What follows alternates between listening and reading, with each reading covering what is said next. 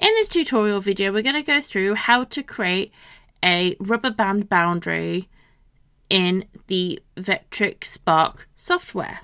So for this, we'll need to go to the left-hand panel and go to the offset icon here, and then we'll need to click and hold and go to the boundary option here.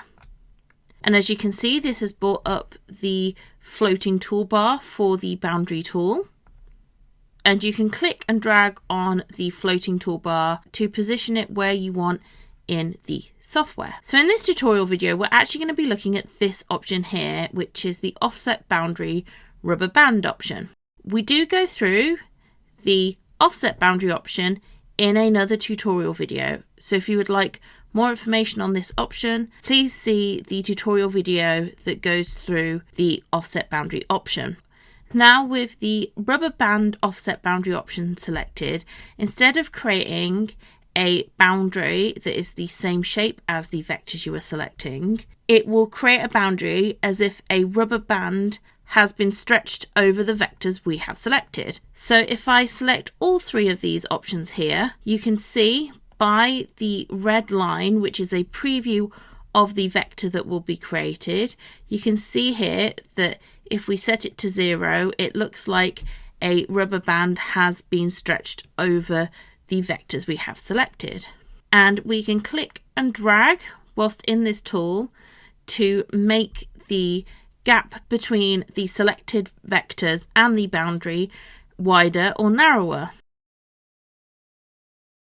So now if we select the vectors again, you can also see that we have a value field next to the vector we have selected, which allows us to enter a more exact number that we want to create a boundary offset with. So example, if we wanted this to be 0.25 inches, I could then type this in, press enter, and it has now created a rubber band boundary 0.25 inches away from the original vectors selected.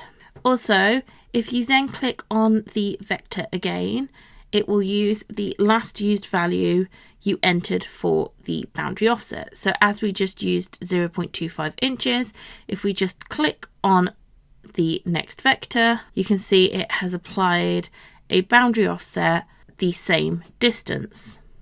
So now if we go back to the original vectors we were using, we can have a look at these two other options that we currently have set on, which is keep original and select new. So keep original will keep the original vectors we have selected.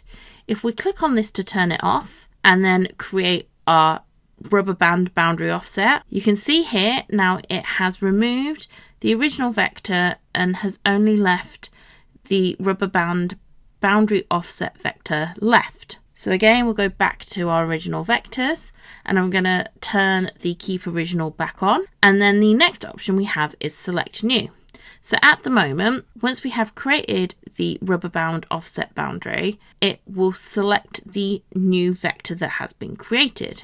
But if we unselect this option and we create a new boundary, you can see here that it still has the original vectors selected. But if we were to click this option and have it on, and we were to create another vector boundary, you can see now that that vector has been selected after creating it. I hope you found this tutorial video helpful going through the rubber band boundary option in the Vectric Spark software.